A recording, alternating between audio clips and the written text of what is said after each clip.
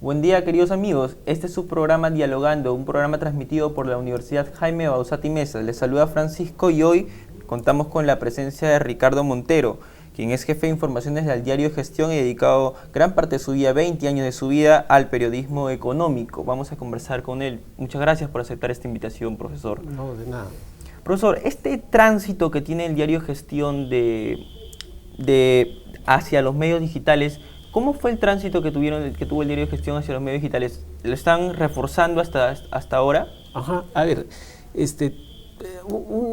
una pequeña reseña histórica. El diario Gestión, la primera vez que pone una página web en internet fue en el año 95 aproximadamente, 95, 96 aproximadamente. Fue uno de los 2 o 3 medios de comunicación peruanos en colocar una página web.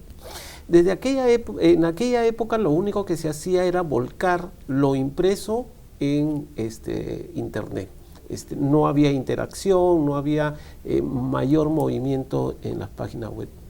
Todo el cambio se produce, o la mayor cantidad de cambio se produce cuando el Grupo del Comercio compra el diario Gestión. Incluso creo que hay un cambio de enfoque a la hora de poder transmitir las informaciones de periodismo económico. Es cierto.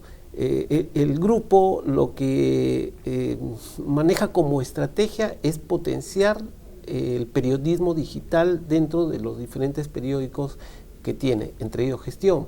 Gestión tiene, digamos, entre comillas, la dificultad que tiene que transmitir noticias económicas. Por tanto, tiene que lograr que mayor cantidad de gente ingrese a su portal. Para ello se utilizan no solamente la noticia escrita, sino que además se utilizan muchas, por ejemplo, fotogalerías, infografías animadas, cuadros estadísticos, gráficos que permiten entender muy fácilmente el desenvolvimiento, la evolución de la economía en el país o en algunas otras partes. ¿Cuán difícil es para un jefe de información sacar noticias económicas? A ver, yo no creo que sea demasiado complicado en esta época. Quizás si estuviéramos en los años 90, los años 80, sería un poco más complicado. Pero partimos de lo siguiente: la economía está presente en absolutamente todas las actividades del ser humano.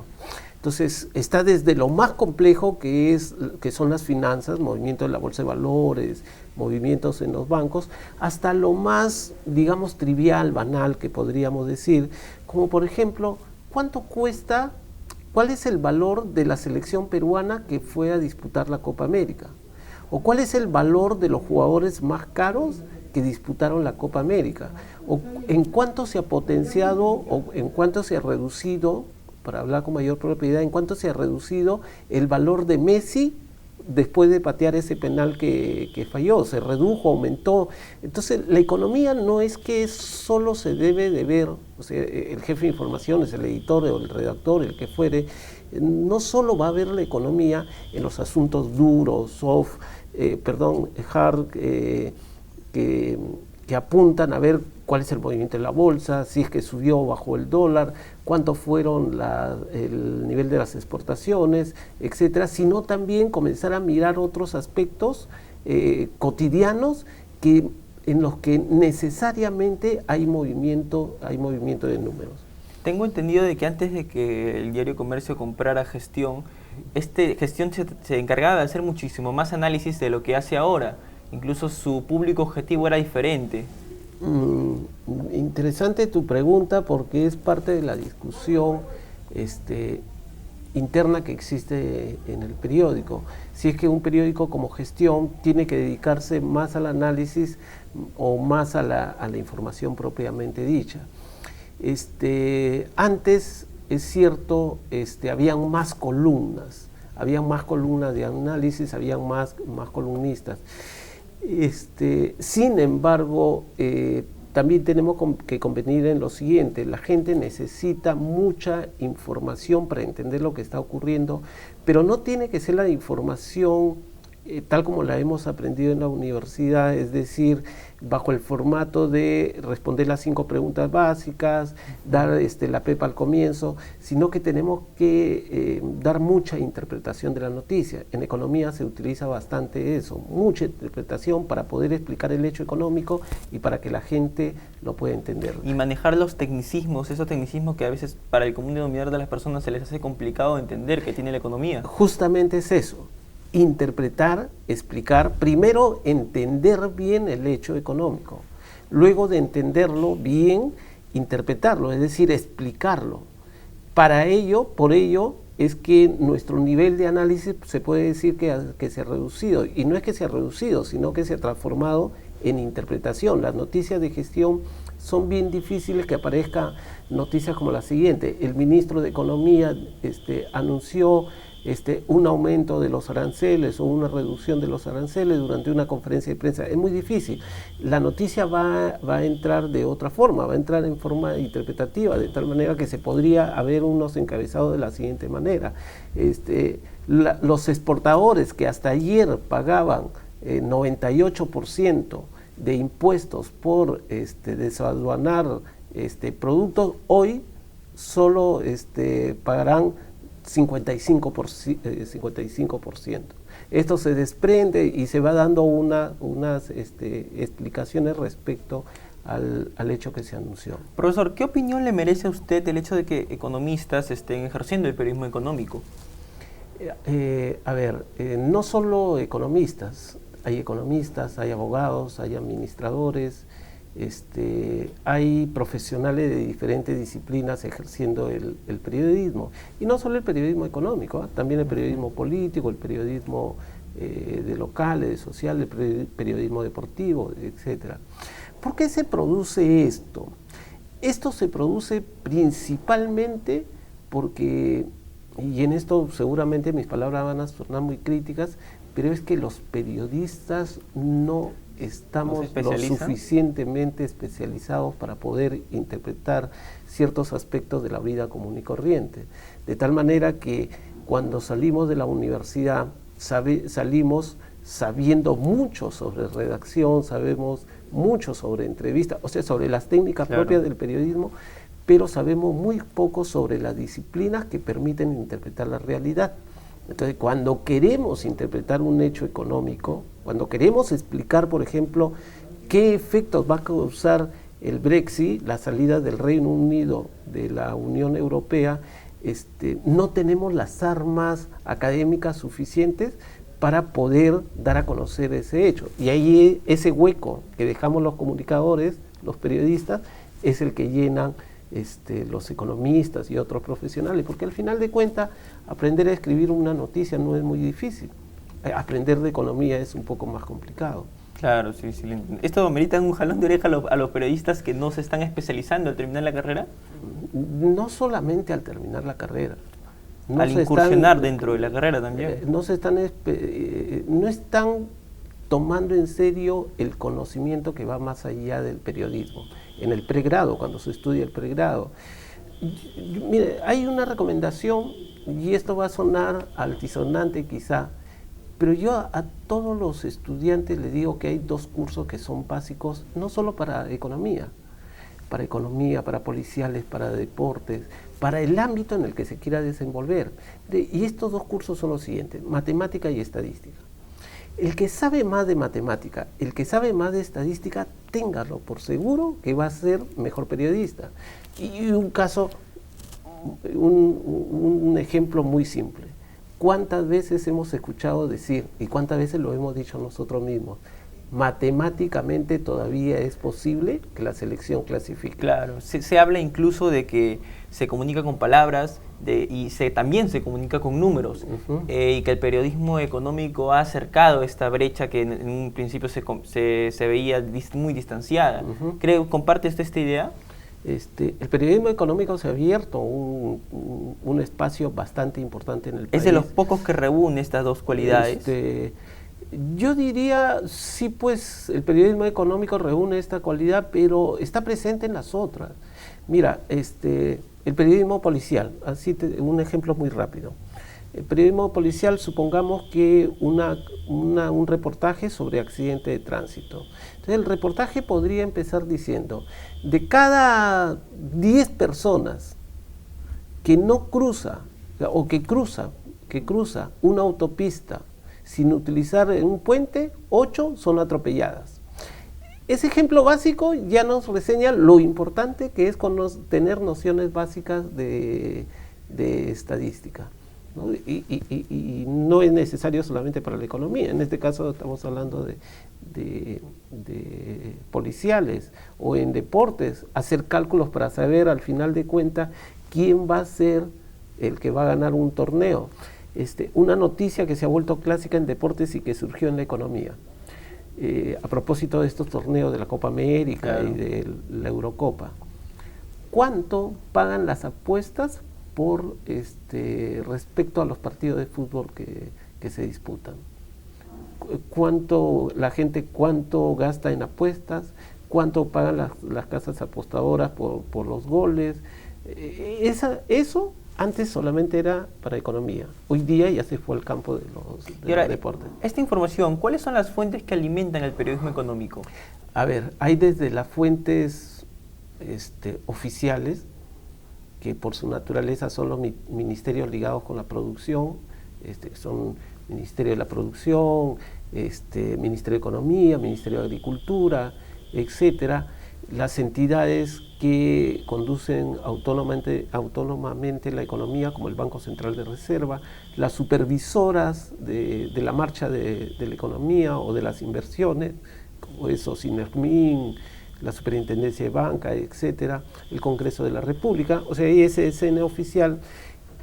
En el otro lado de la escena están las empresas privadas que mueven, que logran mover toda la sociedad mediante inversiones, y está también el ciudadano común y corriente que se comporta como consumidor.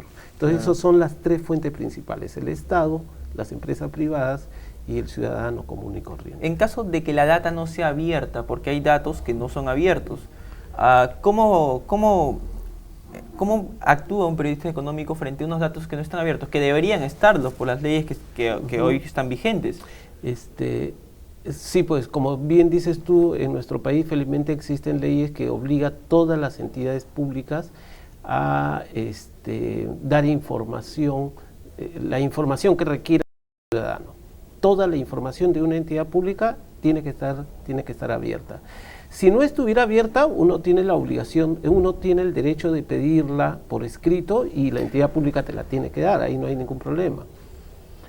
Ahora, hay empresas privadas que sí manejan datos cerrados. Sin embargo, ahí hay consultoras que tienen acceso a esos datos y que uno se las puede pedir a esas consultoras. Ahora, las empresas privadas que cotizan en la Bolsa de Valores de Lima tienen la obligación de cumplir con lo que se llama el buen gobierno corporativo. ¿Qué es el buen gobierno corporativo? La Bolsa de Valores le exige ciertos niveles de transparencia a las empresas privadas. Entonces le dice, por ejemplo, tienes que decir públicamente quién es el presidente del directorio, quiénes componen el directorio, cuánto es tu inversión, cuánto ganaste, qué inversiones estás realizando, qué vas a comprar, qué vas a vender, cuántos trabajadores tienes. Entonces, todo en forma transparente. Ahora, mucha de esa información está bien escondidita, y ahí es donde surge esto nuevo en el sentido que se ha vuelto una disciplina, pero que siempre existió, que es el llamado periodismo de datos. Claro, exactamente. ¿No? ¿Qué tan cercano es el periodismo de datos al periodismo económico? Es que el periodismo de datos, yo creo... ¿Es una opción muy recurrente en los equipos de trabajo del diario Gestión? Lo que pasa es que el periodismo de datos, creo yo, y esto lo digo en forma empírica, o sea, no he realizado una investigación que me lo permita determinar en forma científica, pero el periodismo de datos yo creo que nació con el periodismo económico. El periodismo económico siempre necesitó un dato certero para que a partir de él poder construir una historia.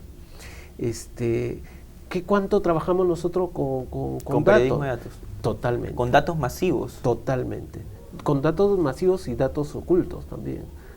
Totalmente. Todo el día, si tú vas a la redacción de gestión y comienzas a observar las computadoras de los redactores, de los editores, vas a observar que todos están mirando cuadros, todos están mirando gráficos, todos están mirando páginas web para tratar de descubrir un datito que a partir de ese datito comenzara a desentrañar una noticia. Los recursos que se utiliza para lograr acceder a estos datos encriptados en muchas maneras, en algunos casos son datos también que son transmitidos por correos, de manera encriptada, de manera oculta. ¿Cómo contrastar la veracidad de la fuente? Siempre hay forma de contrastar esa veracidad, ¿no? Siempre hay algún profesional que está muy interesado en comentar o decir qué cosas están detrás de esos datos. Ahora, en el país, en el Perú, todavía no nos manejamos en esos niveles de encriptación tan altos como, por ejemplo, en sociedades mucho más desarrolladas como Estados Unidos o sociedades europeas o asiáticas, porque hay mayor cantidad de dinero en juego, ¿no? Entonces acá todavía los datos todavía están muy libres, ¿no? No están tan camuflados como en otros lugares, ¿no? Claro. Profesor, ¿por qué especializarse en periodismo económico? ¿Qué es lo tentador del periodismo económico? A ver, yo dicto un curso que se llama Periodismo Económico, claro, y el primer día de clases una de las cosas que yo remarco mucho es: vamos a hacer la clase para divertirnos. No hay nada más divertido en el periodismo que el periodismo económico. Y eso se lo trata de transmitir a los alumnos. Claro, el primer día de clase, los alumnos que están casi obligados a asistir a ese curso porque piensan que asistir a un curso de periodismo económico o dedicarse a desarrollar el periodismo económico es ser un especialista en matemática, un especialista en estadística. Se comienzan a dar cuenta en el desarrollo del curso que sí, pues uno va a divertirse, porque va a mirar, no solamente va a mirar el movimiento de la bolsa de valores, o la cotización del dólar, o las exportaciones, las importaciones, sino que también va a comenzar a mirar los hechos comunes y corrientes que suceden en la vida absolutamente todos los días, porque va a mirar el precio de los alimentos, el precio de la ropa, el precio de los jugadores de fútbol, como decía hace un rato, claro, va a mirar cómo es la evolución de la cultura, cómo es la evolución del cine, cómo es la evolución del teatro. Se puede hablar absolutamente todo de todo. De tal manera que yo recuerdo bastante un reportaje de una joven sobre economía, hizo el siguiente cálculo. Le nació una hipótesis y se planteó: ¿cuánto gasta un estudiante de comunicaciones en fotocopias durante los 5 años de carrera? Y comenzó a averiguar, agarró un universo de fotocopiadoras que estaban alrededor de la universidad, comenzó a preguntar cuánto cobraban, hizo un cálculo, preguntó luego cuánto costaba el alquiler de un local para instalar una fotocopiadora, cuánto costaba una fotocopiadora, cuánto le pagaban a los trabajadores, etcétera, y llegó a un número determinado. Entonces, y su noticia era: un estudiante de comunicaciones gasta X cantidad de soles en fotocopias durante los 5 años que dura su carrera. O sea, no se trata de mirar solamente lo que aparentemente es lo oficial, sino comenzar a mirar la vida común y corriente. ¿Cuál ha sido el rol del periodismo económico en las últimas elecciones, profesor? El papel del periodismo económico en estas elecciones ha sido el de desentrañar. A ver, el tema de la economía estuvo presente en todos los debates, directa o indirectamente. Entonces, el periodista económico, más allá de preguntar sobre aspectos anecdóticos, de si qué va a tomar en el desayuno, o si se peleó con su esposa, o si trabajó o no trabajó, apunta a asuntos mucho más profundos. Por ejemplo, para nosotros era clave saber qué acciones iba a tomar el próximo gobierno para destrabar alrededor de 50.000 millones de dólares que había en inversión en la minería. ¿Cómo iba a lograr destrabar esa inversión? Porque estaba trabada ahora por diferentes razones, por conflictos sociales, claro, por trabas burocráticas, etcétera. ¿Qué acciones se iban a tomar? Uno. Segundo, el periodismo económico tiene mucho que ver con la tecnología. El periodismo económico tiene mucho que ver con la conservación del medio ambiente.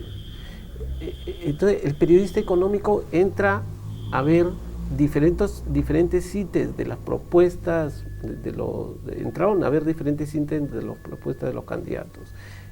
Cómo se van a trabajar las inversiones, cuál va a ser el futuro o sea, dentro de 5 años, en qué condiciones van a estar los niños.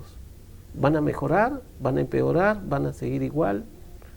En 5 años, cuando culmine el siguiente gobierno, ¿el Estado se habrá reformado? ¿Continuará igual? Entonces, el periodismo económico lo que propició fue un debate mucho más profundo de las propuestas. Pero al final de cuentas, la política termina en asuntos muy anecdóticos, ¿ya? En el que se termina en el insulto entre una y otra parte, ¿no? En cambio, en la economía no hay forma. Si es que no tienes el dato preciso, no hay forma de que puedas engañar. O sea, tienes que tener el dato preciso. El perfil de un periodista económico que trabaja en gestión, ¿en qué se diferencia de un periodista económico que trabaja en un diario que no tenga esa especialidad? O sea, ¿cuál es el perfil de un periodista económico de otro que trabaja en gestión? ¿Amerita un periodista económico que trabaja en gestión hacer análisis un poco más profundos que otros periodistas económicos? ¿Sabes cuál es la primera pregunta que nosotros hacemos para contratar a un periodista? Para trabajar en gestión. La primera pregunta es, si tú tuvieras que evaluarte del 1 al 10, ¿cómo está tu ortografía? ¿Cuánto te pondrías? O sea, más allá de preguntar si es que sabe matemática, lo que nos interesa primero es si sabe escribir bien. Porque si sabe escribir bien, eso nos asegura que va a poder interpretar los hechos adecuadamente, o sea, claro, ¿no? Colocarlos adecuadamente. Claro está que el joven o el profesional que entra a trabajar a gestión tiene que conocer mínimamente algunos conceptos, ¿no? Mínimos, Producto Bruto Interno, qué significa exportación, cuál es la labor del Banco Central de Reserva, quién es el ministro de Economía. Ahora, el periodista económico de gestión tiene una mirada más allá de lo que podría tener un periodista de cualquier otra sección. Y no solamente hablo de un periodista económico de gestión, un periodista económico de gestión de la República, del periódico que fuera. Yo creo que tiene una mirada más allá que cualquier otro periodista de cualquier otra sección. ¿Por qué? Porque tiene que buscar la diferenciación.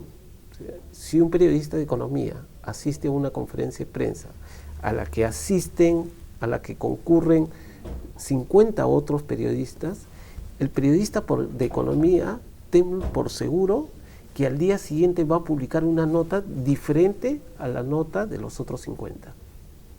Claro. Porque va a encontrar el detalle en un dato que los otros no vieron. Y es porque ese dato, ese periodista lo estuvo siguiendo hasta que lo encontró.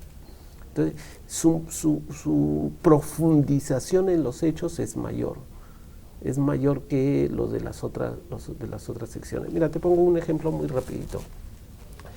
Cuando detuvieron a Magali Medina, que la metieron presa por el problema que tuvo con Paolo Guerrero, nosotros que hacemos economía, el director nos planteó el siguiente reto. Mañana tenemos que sacar algo de Magali Medina, porque nos quedamos fuera del mercado si es que no lo hacemos. Claro, nosotros no podíamos sacar la fotografía de Claro, Magali Medina evidentemente, entrando al penal. Teníamos que buscar un ángulo económico. Recuerdo bastante que hablé con una editora de espectáculos. Hablé con ella y le planteé la siguiente pregunta.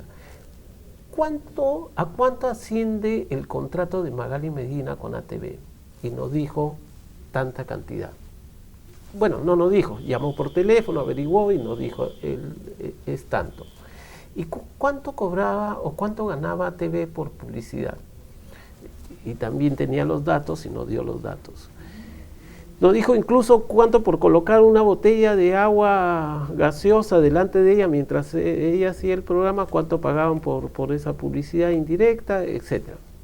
Comenzamos a hacer unos cálculos, pequeños cálculos con una calculadora muy, muy pequeñita. Y nuestra noticia al día siguiente era diferente, era diferenciar la noticia a los demás. Nuestra noticia era ATV, que en aquella época era el canal en el que se difundía el programa de Magali Medina, dejará de ganar X cantidad de dólares mensuales porque desde hoy deja de difundirse el programa de Magali Medina. Entonces, mientras todo lo demás tenían la foto de Magali entrando a la cárcel, que era la noticia que había salido en absolutamente todos los canales de televisión el día, la noche anterior y en la mañana de aquel día, nosotros teníamos un dato diferente, pues, ¿no? Y desarrollábamos toda una historia de cómo, qué tan importante era el personaje Magali Medina para generarle ingresos a Canal 9 y cuánto Canal 9 o ATV estaba perdiendo dinero sin la presencia de Magali Medina. Entonces, eso el periodista económico lo logra porque tiene que presentar datos diferentes, absolutamente diferentes. Caramba, muchas gracias, profesor, por asistir a esta entrevista. En verdad, ha sido muy gratificante poder escuchar sus experiencias y saber sobre todo que sus clases giran en torno a un concepto que termina siendo muy acogedor para los alumnos, que es la diversión, ¿verdad? Muchas gracias con todos, esto ha sido todo por hoy. Los invitamos a que sigan viendo las próximas ediciones del programa Dialogando, programa producido por la Universidad Jaime Bauzati Meza. Seguramente en las próximas ediciones José Albancenepo va a volver a sentarse acá a entrevistar a los invitados. Muchas gracias, saludos con todos.